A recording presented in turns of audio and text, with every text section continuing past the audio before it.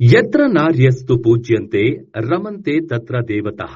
ಇದರ ಅರ್ಥ, ಎಲ್ಲಿ ಮಹಿಳೆಯರನ್ನು ಗೌರವಿಸಲಾಗುತ್ತದೆಯೋ ಮತ್ತು ಪೂಜಿಸಲಾಗುತ್ತದೆಯೋ ಅಲ್ಲಿ ದೇವತೆಗಳು ನೆಲೆಸುತ್ತಾರೆ ಎಂಬುದಾಗಿ.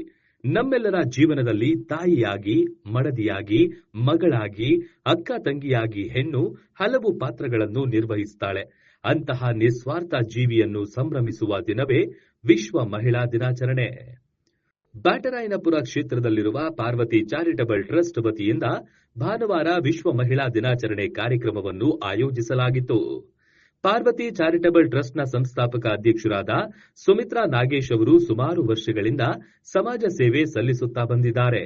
ಇದೀಗ ಸಮಾಜದಲ್ಲಿ ಸಾಧನೆ ಮಾಡಿರುವ ಹಾಗೂ ಸಾಧನೆಯೆಡೆಗೆ ಹೆಜ್ಜೆ ಹಾಕುತ್ತಿರುವ ಹೆಣ್ಣು ಮಕ್ಕಳನ್ನು ಸನ್ಮಾನಿಸುವ ಸಲುವಾಗಿ ಸುಮಿತ್ರಾ ನಾಗೇಶ್ ಅವರು ಕಾರ್ಯಕ್ರಮ ಆಯೋಜನೆ ಮಾಡಿದ್ರು. ಪುಟ್ಟ ಮಕ್ಕಳಿಂದ ಭರತನಾಟ್ಯ ನೃತ್ಯದೊಂದಿಗೆ ಕಾರ್ಯಕ್ರಮ ಆರಂಭವಾಯಿತು. ಇನ್ನು ಹಲವು ಆದರ್ಶ ದಂಪತಿಗಳಿಗೆ ಸನ್ಮಾನವನ್ನು ಮಾಡಲಾಯಿತು. ಈ ಅದ್ಭುತವಾದ ಕಾರ್ಯಕ್ರಮದಲ್ಲಿ ಹಲವಾರು ಅತಿಥಿ ಗಣ್ಯರು ಹಾಗೂ ನೂರಾರು ಮಹಿಳಾ ಮಣಿಯರು ಭಾಗವಹಿಸಿದ್ರು. ಒಟ್ಟಿನಲ್ಲಿ ಈ ಕಾರ್ಯಕ್ರಮವು ಸುಮಿತ್ರಾ ನಾಗೇಶ್ ಅವರಿಗೆ ಸಮಾಜ ಸೇವೆಯೆಡೆಗೆ ಇರುವ ಬದ್ಧತೆಯನ್ನು ತೋರ್ಪಡಿಸುತ್ತೆ.